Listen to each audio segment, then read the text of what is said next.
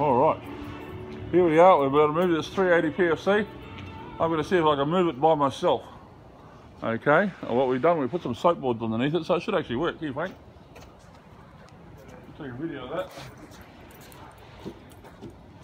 Now, you see, to make sure we keep this thing straight up and down, we've put a pendulum on. We planted some timber to counteract, to give us a bit of weight down below.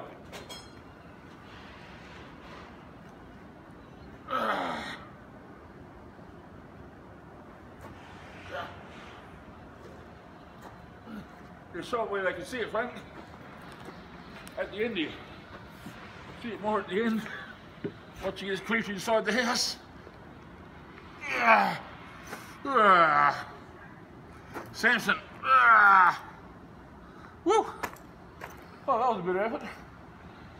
We're going to see where we are on the other one. Okay. What do you reckon? There's a ton and a bit of steel. One man moving it. How's that? So we're just going to move a bit further, but I thought I'd show you that bit. That's how we're going to slide it. We're going to get it up. We're going to get it up now, and then we're going to slide it into that steel on the other end. But we needed to do that so we can get it over there. And we're going to now busily put the styes in and jack her up.